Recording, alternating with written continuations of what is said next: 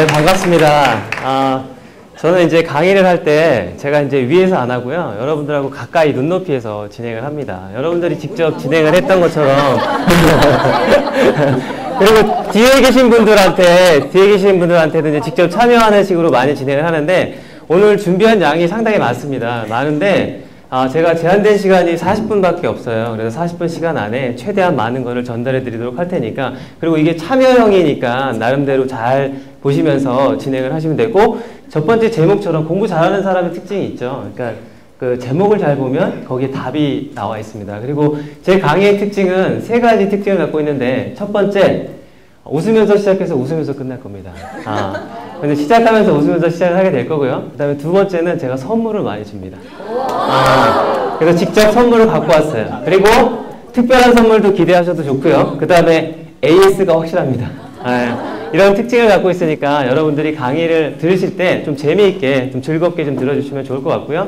하나하나, 그리고 동영상들이 되게 많이 준비가 돼 있어요. 동영상들이 하나하나 다 의미가 있으니까 그런 것들 잘 눈여겨보시고, 여러분들이 오늘 제목, 아동 인성교육의 필요성과 실제라는 거에 대해서 한번 우리가 지금 아이들을 가르치고 있는 입장에서 어떤 모습으로 할지, 그리고 저도 여러분들과 비슷한 입장에서, 저도 원장 출신으로 여러분들과 똑같은 입장에서 했던 경험이 있어서 제가 성공했던 사례들도 이따 나누는 시간 갖도록 하겠습니다. 오늘의 콘텐츠는 세 가지입니다. 첫 번째는 인성교육이라는 거에 대해서 이제 좀 알아보게 될 거고요. 두 번째는 이제 실제 교육 사례, 그 다음에 나눔을 실현할 수 있는 방법까지 이 세 가지 콘텐츠에 맞춰가지고 진행이 됩니다. 저에 대해서 이제 좀 간단하게 나와 있는데요. 저는 지금 한국인성교육협회에서 기획팀장을 맡고 있고, 그 다음에 이제 코치로서 많은 활동들을 하고 있습니다. 그리고 학부모 교육들도 되게 많이 하고 있고요. 와이즈만이라든가 천재교육이라든가, 그 다음에 전국 강의를 좀 많이 하는 편이에요. 그래서 이렇게 교사 연수 같은 것들도 많이 하고 그렇게 하고 있습니다. 자, 이제 저에 대해서는 아주 짧게 알아봤고요. 정답자가 나와서. 자, 그럼 이제 지금부터 본격적으로 이제 들어가 보도록 하겠습니다. 인성교육의 중요성이라는 거는 우리가 말을 하지 않아도 너무너무 잘 알고 있으면서 간과하고 있는 것들이 너무 많다는 거예요. 그러면 인성교육이 왜 필요한지, 그걸 하나씩 다시 한번 점검해보는, 오늘은 뭐 40분 시간 안에 다 알아보기는 힘들지만, 한 번 정도는 점검해볼 수 있는 그런 시간이 됐으면 좋겠습니다. 자, 인성교육의 필요성입니다. 우리 청소년들이 자기 자신에 대해서, 또 학부모님들이 또 얘기하는 것들 보면은 학생들 90%가 스스로 불행하다고 느끼고 있어요. 근데 그 불행의 원인이 뭐냐면, 학부모님들은 지금 자녀의 교육에 대해서, 인성교육에 대해서 필요하다고 하는 게 45%, 거의 절반 가까이는 이렇게 인성교육이 필요하다고 느껴요. 근데 더 중요한 사실은 학생들 스스로도 느낀다는 거예요, 데이터가. 이게 작년 데이터거든요. 작년에 설문조사한 건데, 학생들 같은 경우는 17%가 자기네들이 필요하다고 느끼고 있어요, 학생들도. 부모도 필요하고 학생들도 필요하다고 느끼고 있는 게 이렇게 된다는 거죠. 근데 그 현상을 좀 보면, 자, 우리나라 이제 사회적 상호작용 역량이라 그래가지고, 나 혼자가 아니라 여러 사람하고의 관계에서의 그 상호작용 같은 게 꼴찌예요. 여기 보면 거의 36개국 중에 35위를 했거든요. 1점 만점 중에 0.3일, 세계 최하위를 가지고 있다는 거죠. 우리 학생들 같은 경우에. 그러니까 나 혼자는 어떻게 할지 모르겠지만, 나 누군가를 만났을 때, 다른 사람들과 함께 있을 때에는 사회적 작용에서는 되게 약하다는 거예요. 그럼 우리 학생들한테 뭘 해줘야 될지, 이런 것들이 나오게 되겠죠? 그리고 학생들 같은 경우에 이제 비속어 사용이 흔히 많잖아요. 지나가다가 지하철에서 잠깐만 보더라도 어때요? 그냥 모르는 욕들, 너무 심한 욕들을 해갖고 저희가 나름대로, 저게 내가 듣기도 민망한 이런 말들을 너무 많이 한다는 거죠. 근데 이런 청소년들은 지극히 당연하다고 생각을 하고 청소년들이 하고 있다는 거죠. 그러면 이거는 결국 인성교육이 부재하기 때문에 이런 일들이 계속 벌어지고 있다는 거예요. 또 한부모가, 아이가 하나밖에 없잖아요. 아이가 하나밖에 없다 보니까 그런 일들도 발생을 하게 되고, 그래서 저희가 이제 인성지도를 할 때는 모방형 인재에서 창조형 인재로, 쌍방향, 다른 사람과 소통하는 인재로 키워야 된다. 그런 데 필요한 것이 바로 인성이 기본적으로 함양이 돼 있어야, 내가 인성이 함양이 돼 있어야 아이들하고도, 또 그 다음에 나머지 사람들하고 만날 때도 다 할 수 있다라는 기본적인 게 나오겠죠. 그리고 기업에서 보면은 요즘에는 문화가 옛날처럼 수직 문화가 아니에요. 관료적으로 돼갖고 막 이렇게 위에서 누르는 이런 식으로 해서, 난 사장이니까 네가 해야지 이러면 안 합니다. 그냥 바로 나가버립니다. 먹고 살기 힘들어가지고 내가 억지로 먹고 사는 시대가 아니고, 자기의 자아실현, 자기의 뭔가를 하고 싶었기 때문에 커뮤니케이션이라든가 사람하고의 관계가 안 맞으면 안 해요. 근데 저것처럼 보면은 기업에서 1년을 못 버티는 회사 사람들이 너무 많다는 거죠. 그 원인이 뭐냐면 커뮤니케이션 안 되는 것들도 그 밑바탕의 근본은 바로 인성교육이 밑바탕에 뿌리를 두고 있다는 거죠. 이런 것들을 통해서 봤을 때 인성교육은 당연히 필요하다는 걸 알고 있으면서 저희가 그냥 알고 있는 거예요. 그냥 알고 있는 상태로 그럴 거야. 근데 누군가는 책임을 지고 해야 되지 않겠어요? 그 누군가가 여러분들이 했으면 하는 거예요. 여러분들이 이 자리에 있으면서 교육자로서 내가 할 수 있는 교육의 방향의 모토가 내가 어떤 교육을 하고 싶을까 이 자리에 지국장까지 되시기까지 얼마나 많은 고민과 노력과 힘든 그 과정을 거쳤겠어요. 그러면 이 시점에서 그리고 일련의 사건들이 많이 일어났었죠. 뭐 학교폭력이다 뭐 이런 사건들이 너무 많이 일어났던 것들에 보면은 인성교육이 정말 토대가 이루어져서 그게 정말 문화로 정착이 됐었다면 그런 일들이 좀 더 줄어들 수 있었겠죠. 아예 안 일어날 수도 있었겠고. 그래서 이런 식으로 저희가 인성교육 필요성을 좀 보시면 될 것 같고요. 지금 교과부에서 이번에 새로 발표됐습니다. 이거는 이제 정책 트렌드 방문도 정확히 이제 지국장님께서 아셔야 되니까 8가지 요소로 평가를 합니다. 옛날에 저희 그 학교 다닐 때 그 행동발달사항 아시죠?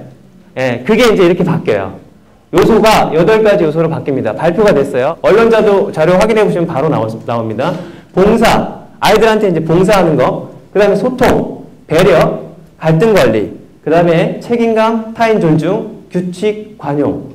그래가지고 이런 8가지 요소에 맞춰가지고 인성교육이 이제 나라에서도 집중적으로 이제 진행이 됩니다. 학생들한테. 이 8가지 요소가. 이거를 하기 위해서 이제 필요한 것이 인성도 키워야 되고 또 자기 미래에 대해서도 세워야 되고 그리고 나눌 수도 있어야 돼요. 사람들하고 나눌 수도 있어야 되고 나누기 위해서는 자기가 리더십도 발휘할 수 있어야 되고 그 다음에 자기가 전문가로서 뭔가 펼칠 수 있는 이 사회를 위해서 펼칠 수 있는 것까지 연결이 돼 있는 게 인성교육에 보면 크게 단계별로 보면 할 수 있는 그런 내용이다. 여러분 등 뒤에 사람들이 뭐라고 하는지 다 듣고 계세요? 못 듣죠. 인성은 내가 보이지 않는 곳에서 그림자처럼 따라다니는 게 바로 인성이에요.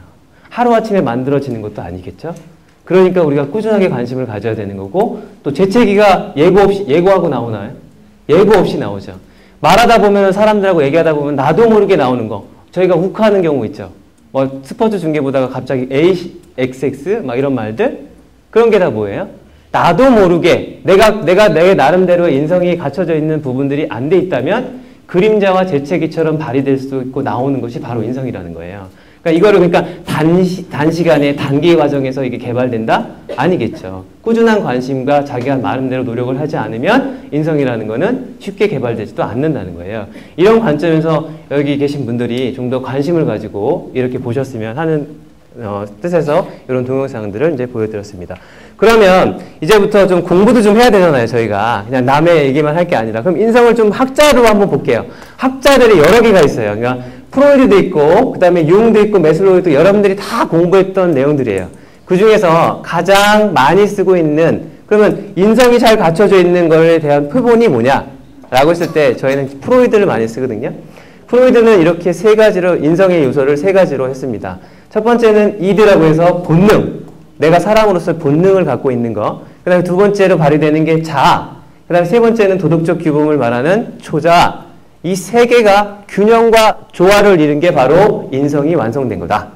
라는 거예요. 그러니까 인성이 뭐야? 올바른 인성이 뭐야? 라고 했을 때는 최소한 프로이드가 이 정도 얘기한 거 가지고 인성은 이드, 본능과 자아, 초자아가 조화와 균형을 이루는 거다.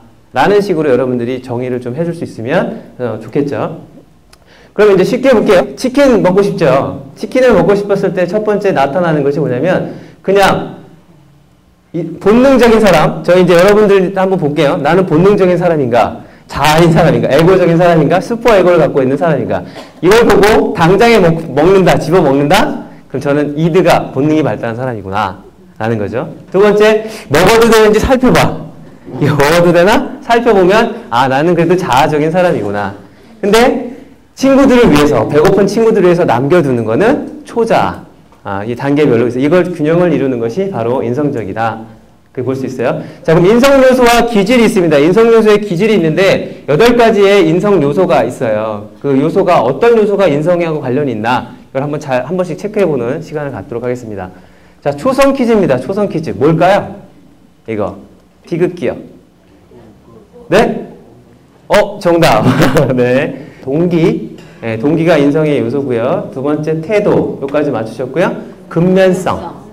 그 다음에 책임성. 그 다음에 협동성, 자주성, 준법성, 지도성. 그래서 이성과 양심은 함께 기질로서 따라다니는 거다. 아동 인성교육에 대해서 이제 나오도록 하겠습니다. 저희가 유엔 협약을 맺었어요. 여기 보시면 아동의 권리에 대해서 이제 간단하게 먼저 알아보도록 하겠습니다. 아동의 이제 기본 원칙이 있어요. 4가지 기본 원칙이라는 게 있거든요. 그 다음에 아동의 기본권이 있습니다. 생존권, 보호권, 발달권, 참여권이라는 4가지 기본권이 있고요. 저희는 유엔 협약이 돼 있는 나라예요. 그래서 아동의 권리에 대해서 이제 나와 있는데, 첫 번째, 여기 나와 있는 것처럼 아동 자신의 권리는 물론 중요하고요. 타인의 권리까지도 모두 중요하다는 내용인데, 저희가 책을 한번 이거 강의를 위해서 자료를 찾아보다 보니까 우리 부모님들이 가지고 있는 아동 권리에 대한 생각이 크게 잘못되어 있는 부분이 있어가지고 심각하게 생각하고 있는 부분이 있어서 제가 그 부분만 좀 확인해 드리려고 합니다. 부모들이 생각할 때 아동의 권리는 실제로 누리는 권리는 거의 없다고 인식을 하고 있어요. 그리고 아이들은 양육, 보호나 양육에 대한 권리가 더 중요하게 인식을 하고 있고, 참여권 있죠. 아이들한테 참여라든가 이런 부분에 있어서는 한쪽으로만 되게 치우쳐져 있다는 거죠. 그래서 사회적으로는 부모를 대상으로 하는 아동 권리 프로그램, 아동 권리 프로그램이 개발이 시급하다라고 해갖고 이런 책들이 지금 많이 시중에 나와서 이제 준비하고 있고, 이게 이제 이 밑바탕에는 아동 권리 교육 프로그램의 밑바탕에는 기본적으로 인성이라는 게 깔려 있어야 된다는 거죠. 그래서 아이들도 내가 지각을 못하는 아이들일지라도 그 아이들에게 소중한 인성과 권리가 다 있다는 거예요. 참여도 할 수 있는 이런 것까지 이 정도로 이제 보면 될 것 같고요. 관계를 살리는 대화입니다. 아이들하고 직접 대화할 수 있는 방법 중에 지금 이 대화법을 한번 체크만 한번 하시면 좋을 것 같아요. 내가 지금 사람들하고 커뮤니케이션 능력, 내가 주변에 만나는 사람에게 그런 것들을 한번 봤을 때 5가지의 기본적인 게 있습니다. 관계를 살리는 대화의 첫 번째는 그 사람의 상태, 관계를 알게 보는 거예요. 오늘 기분이 어떠니? 아이라면 오늘 기분이 어떠니? 그 다음 두 번째, 요즘 뭐 어려운 일이 있어? 하고 싶은 일이 있니? 이렇게 두 번째로 가서 목표를 먼저 설정을 하는 거예요. 두 번째는. 첫 번째, 그 사람과의 관계를 먼저 설정을 해야 되고, 두 번째, 목표를 설정한다. 그 다음에 세 번째 중요한 게 뭐냐면 이제부터 경청을 하셔야 되거든요. 경청은 어떻게 하냐면, 그러면 너가 그거를 하려고 하는데 힘든 현실은 뭐야? 이렇게 물어보셔야 돼요. 현실은 뭐니? 아이들 할 경우에. 그러면 그 현실에 대해서 얘기를 하기 시작해요. 이렇다 저렇다 이렇게 얘기를 하면. 그러면 힘들어서 못하고요. 이렇게 해서도 못하고요. 이렇게 해서 못하고요 해요. 근데 제가 학부모님들 대상으로 해서 강의를 했을 때 요거를 알려줬더니 이제 4번째 나오는 게 있어요. 4번째가 뭐냐면 해결 자원을 찾는 건데, 그럼에도 불구하고라는 단어가 되게 중요합니다. 그래서 제가 다른 거 다 기억 못 하시더라도 한번 그럼에도 불구하고라는 말을 한번 써보시라고 했더니 실제 사례가 학원을 가기 싫어하는 아이가 있었어요. 근데 제가 제 말 듣고 그 부모님이 똑같이 한 거예요. 엄마 나 학원 가기 싫어. 이렇게 얘기를 했어요. 그랬더니 그럼에도 불구하고 아무 말도 안 했어요. 엄마는. 그랬더니 나 진짜 오늘은 학원 가기 싫다니까. 그럼에도 불구하고. 그러니까 이 아이가 나 학원 가기 싫은데. 그러면 이제 또 그럼에도 불구하고 했더니 알았어. 그러고서 학원을 갔어요. 그러고서 전화를 합니다. 엄마한테 실제로 전화했고, 엄마 근데 나 학원은 가는데 제발 그럼에도 불구하고 안 하면 안 돼? 이렇게 전화가 왔어요. 실제 사례예요. 왜 그러냐면 그럼에도 불구하고라는 말 속에 스스로 할 수 있게끔 만들어주는 그게 내포되어 있다는 거예요. 그 말 속에 긴 말을 하는 것보다 해결점, 네가 스스로 할 수 있는 건 뭐니? 직원분들한테 얘기하더라도 선생님들한테 얘기하더라도 똑같다는 거죠. 그럼에도 어렵다라고 할 때는 그럼에도 불구하고, 그 다음에 당신이 할 수 있는 게 뭐가 있어? 이렇게. 그 다음에 하겠다라고 했으면, 본인이 하겠다라고 했으면 내가 어떻게 점검을 할 수 있을까요? 내가 어떻게 할 수 있니? 이렇게 하면 대화가 되게 매끄럽고 얘기를 좀 더 하고 싶어진다는 거죠. 이게 이제 관계를 살리는 대화라는 거고요. 그래서 여기 감성 대화의 예를 한번 들어볼게요. 우리가 보통 이제 이렇게 얘기를 하죠. 철수야, 공부 좀 해라. 넌 공부에 관심 없고 먹을 거가 게임에만 몰두하니? 이렇게 얘기를 보통 많이 해요. 근데 이런 말을 저희가 이제 알고 있는 간단한 방법으로 한번 만들어 볼게요. 자, 철수야, 3일 후면 시험인데 벌써 2시간째. 이게 뭐예요? 사실만 얘기하고 있다는 거예요. 사실만. 예. 근데 우리는 보통 얘기할 때 어떠냐면 넌 맨날 게임만 해. 그죠? 어머님께서 만약에 교육하는 사람이 봤을 때 그 한 시간만 보셔야 되는 거예요. 내가 직접 본 시간만 사실인 거죠. 한 시간을 봤으면 한 시간만 사실인 거지 옛날에 했던 것까지 다 해가지고 아이들한테 이렇게 하면 대화가 안 통하는 거예요. 감정 대화가 될 수가 없죠. 첫 번째, 사실만 얘기를 해라. 그 다음에 두 번째, 아이메시지죠. 누가? 너 때문이 아니라 엄마가 걱정이 되고 힘이 드는구나. 아이메시지로 전달을 해주는 거예요. 내가 엄마가 걱정이 되고 힘이 드는구나. 그리고 대화가 잘 안 통하는 분 중에 제일 어려운 게 뭐냐면 이 마지막에 부탁을 잘 못해요. 내 아이한테도 부탁을 못해. 왜?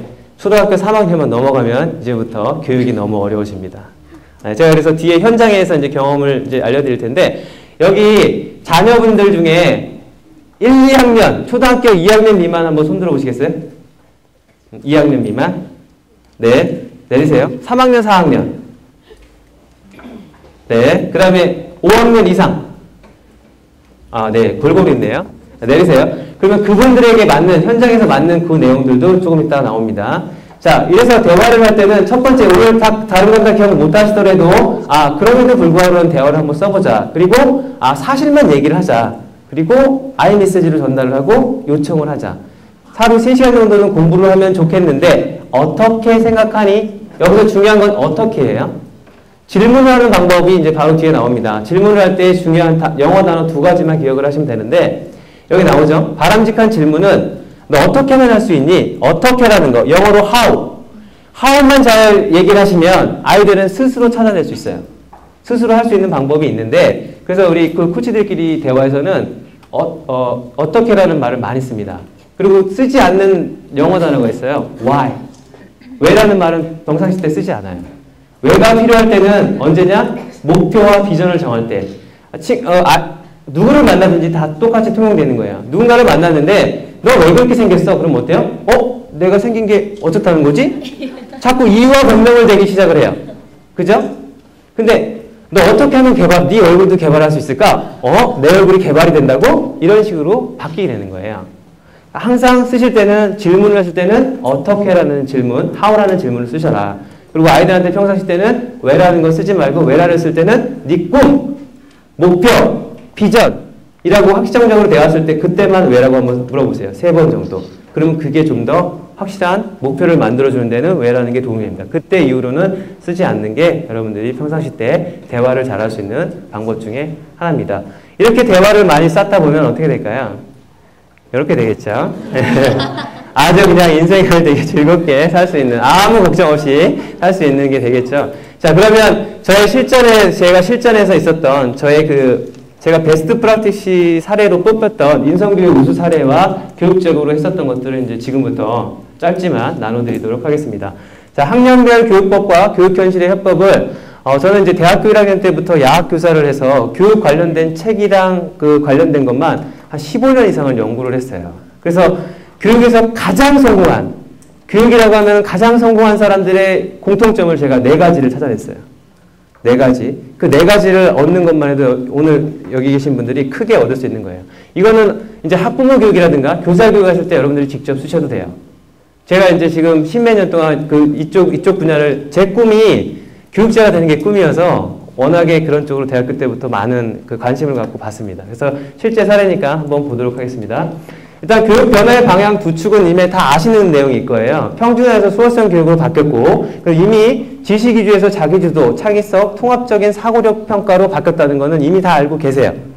그런데 여기에 이제 관련돼 가지고 제가 이제 본사에 제가 와이즈만 아시죠? 네. 와이즈만 제가 원장 출신이에요. 그래가지고 거기서 이제 본사에서 가장 잘한 원장으로 뽑혀가지고 이때 기고가 됐었어요. 전체 사이트에. 그래서 제가 썼던 거고요.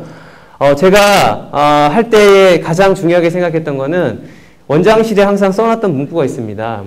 의사들은 사람을 살리면서 가치를 남기죠. 자기의 생명을 살렸기 때문에 가장 큰 가치를 남긴다고 하지만 그럼 교육자는 뭘 남길까라는 것에 대해서 항상 저는 고민을 했었어요. 근데 제가 항상 국기에 대한 맹세라든지 저 문구를 항상 제가 되뇌이면서 교육에 임했거든요. 그게 뭐였냐면 교육자는 말 한마디, 행동 하나가 그 아이의 평생을 정할 수 있어요. 여러분들이 잘 귀담아서 생각을 해보면 학교 다닐 때 선생님의 한마디 칭찬 때문에 그 사람의 인생이 변한 사람 있어요. 분명히 있죠. 그게 뭐냐면 그러면 여러분들은 정말 내가 교육자로서 나는 내가 교육자로서 아이들 하나하나에게 정말 바른 인성교육을 하고 있는가에 대해서 항상 생각을 했었어요. 그렇게 하다 보니까 1년 동안 저희 센터가 어떻게 되냐면 가장 낙후돼 있던 데서 1등을 했어요. 전국에서 1등을 했는데 그때 그게 뭐였냐면 인성교육으로 한 사례가 있습니다. 그래서 제가 원장이지만 저희 센터에 왔을 때 저를 보고 웃지 않으면 못 들어와요. 항상 웃어야 돼. 그래서 웃게 했고 제가 항상 아이한테 먼저 배꼽 인사를 했습니다. 이게 시작이었어요. 그리고 기사님, 차량 기사님한테도 함부로 하지 못하게 항상 인사하게끔. 이거부터 시작해서 그걸 1년 동안 하니까 제가 강서센터 원장을 했을 때인데 평택에서도고요. 강릉에서도 저의 수업을 들으러 저희 센터로 왔어요. 왜 그러냐면 인성교육이라는 게 그렇게 무서운 거예요. 일주일에 한 번이니까 내가 부모님이 모시고 올게요. 이 센터의 원장님이 그렇게 한다라고 하니까 이런 것들이 이제 실제로 돼서 정말 함께 웃는 재미난 센터가 됐었거든요. 그래서 항상 저런 마음으로 평생을 책임진다라는 그런 마음으로 제가 일을 했었기 때문에 이렇게 된다는 거고요. 그래서 제가 했던 거예요. 실제로 멘토링이라는 걸 통해서 학생들을 그냥 선생님으로서 끝나는 것이 아니라 수업이 끝나고 나서 언니, 오빠, 누나, 동생을 해서 서로 편지 쓰고 선물해주고 감사일기 써주고 이런 것들을 시작을 했어요. 실제로 이렇게 했었고 그 다음에 하다 보니까는 센터 분위기 되게 밝게 돼갖고 이렇게 웃게 됐었고요. 지금 그래서 딱 짧게 이제 마무리만 할게요. 자, 의도, 사실, 감정이 있는데 초등학교 아까 1, 2학년 있었죠? 1, 2학년 아이들 부모님들은 잘 들으세요. 제일 중요한 거, 저학년에 있어서 제일 중요한 교육 방법은 이겁니다. 아이가 인지 발달이 아직 덜 돼 있는 상태예요. 이 아이한테 중요한 거는 3대 1의 원칙을 잘 기억하세요. 3대 1의 원칙이라는 건 뭐냐면 부모님이 3가지를 할 수 있고 아이한테 1가지만 들어주면 따라주는 시기예요. 이때는. 그러니까 내가 원하는 거대로 할 수 있게. 근데 제일 많이 경청을 해주고 알아줘야 될 부분은 감정이라는 거예요. 이 아이들한테 뭐 사실 갖고 따지지 마시라는 거예요. 아, 네가 아팠구나, 슬펐구나, 네가 힘들구나, 이렇게 하고 싶구나, 요것까지만 하라는 거죠. 요런 경청을 하시는 게 바로 감정 부분을 잘 경청을 하셔라 이거고요. 그 다음에 3학년, 4학년 되신 분들 계시죠? 이때부터 학부모님들의 우울증이 시작이 됩니다. 이 아이들이 1, 2학년까지는 참습니다. 1, 2학년까지는 참고요. 3학년부터 부모한테 논리적인 허점을 공격해요. 부모님이 왜 그러지? 이렇게 하면서 나도 모르게 내가 말하는 게 논리가 안 맞아서 화가 나요. 짜증나기 시작하는 시기가 바로 이때거든요. 이때 제일 중요한 거는 이 3학년, 4학년 때 제일 중요한 거는 1대1 전략이에요. 1대1 전략. 자꾸 부모님의 힘이 떨어집니다. 아이한테 하나를 주지 않으면 하나를 받기 힘든 시기가 이때예요. 근데 그거를 인정을 하시고 경청을 할 때는 아까 대화처럼 사실만 갖고 얘기하면 부모님이 이길 수 있어요. 백전백승할 수 있는데 자꾸 감정이 개입이 돼요. 옛날에 네가 내 말 잘 들었는데 왜 지금 왜 안 듣니? 라고 하면서 안 되는 거예요. 여기 뜻이 돼. 그래서 사실만 갖고 경청을 하자. 3, 4학년 아이라면. 그러면 우울증을 날릴 수 있고요. 마지막입니다. 마지막으로 5학년 이상부터는 사춘기도 시작이 되고 이때는 반대입니다. 1대 3이에요. 아까 3대 1이 바뀌어요. 대화가 단절이 되면 교육은 아예 없어집니다. 그래서 아이의 욕구를 3가지를 들어주되 한 가지 중요한 거는 부모님이 주장할 수 있는 시기가 바로 이때라는 거예요. 실제로 실전에서 집중을 해줘야 되는 것들이 이렇게 됩니다. 그래서 소통이 돼야 되는 것이 정말 중요해요. 아이들하고의 소통이 되는 게 이때부터 초점이 돼야 돼요. 고학년들은 다 이게 가장 중요합니다. 교육현실의 해법입니다. 가장 훌륭하게 교육을 잘해낸 이분, 김연아 어머님이 쓴 책을 보면요. 인성교육을 엄청 강조했어요. 이 책에서 보면. 네가 스타라고 해서 자만하지 마라. 사람들한테 먼저 인사할 수 있어야 된다. 이런 내용들도 들어있고요. 좋은 내용들이 엄청나게 많이 들어있습니다. 그리고 이것도 이제 진경혜 씨 같은 경우에도 보면은 아빠하고 엄마가 보여줘야 되는 롤 모델이 명확해요. 부모님이 가지고 있는 그 자세, 부모님은 롤 모델로서 보여주기만 하면 아이들은 따라온다는 얘기거든요. 그래서 보면 이렇게 부모의 교육 철학의 일관성이 있어야 되는 것까지 같이 연결이 됩니다. 그래서 마지막으로 뒤에 있는 부분은 시간 관계상 여기까지 이제 마무리할 건데요. 가장 교육을 잘하는 학부모님들의 4가지 교육을 잘했던 성공했던 분들의 4가지 공통점 알려드릴게요.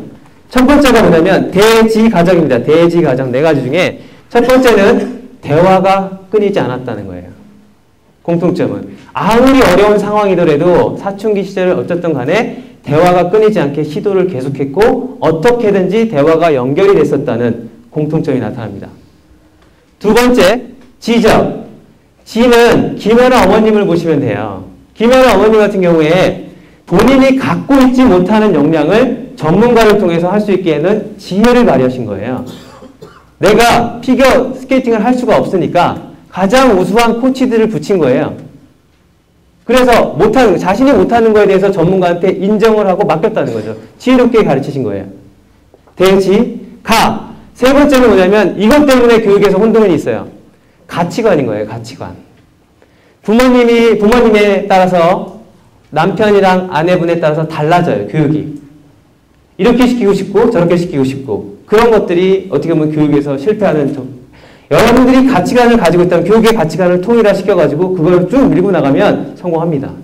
근데 학원에 이게 생기고 요즘에 이런 게 생긴다 그러면 이쪽으로 가고 이쪽으로 가다 보면 어느 순간 교육은 없어져 버려요. 마지막 네 번째는 제가 학부모 강의를 할 때 항상 하는 얘기입니다. 이 자리에 계신 분들이 다 갖고 있는 거예요. 이 자리에 참석 안 하신 분이 가질 수 없는 거. 이런 강의를 준비하기 위해서 저는 십몇 년 동안 현장 경험이 있어요. 노력을 하고 공부를 해가지고 이렇게 알려드리는 거잖아요. 이런 자리에 오시면 그런 정보를 빨리 배운다는 거예요. 내가 애써서 공부하지 않아도 정보력이죠. 학년이 올라가면 올라갈수록 중학교, 고등학교 이상이 될수록 필요한 게 바로 정보력입니다. 여기까지 해서 더 드리고 싶은 동영상도 많고 하지만 시간이 너무 제한이 돼서 초과로 5분 정도 했습니다. 여러분이 정말 훌륭한 교육자가 되셔서 아이들의 한 명 한 명에게 평생을 책임지는 그런 멋진 교육자가 되기를 바라면서 여기서 마치겠습니다. 감사합니다.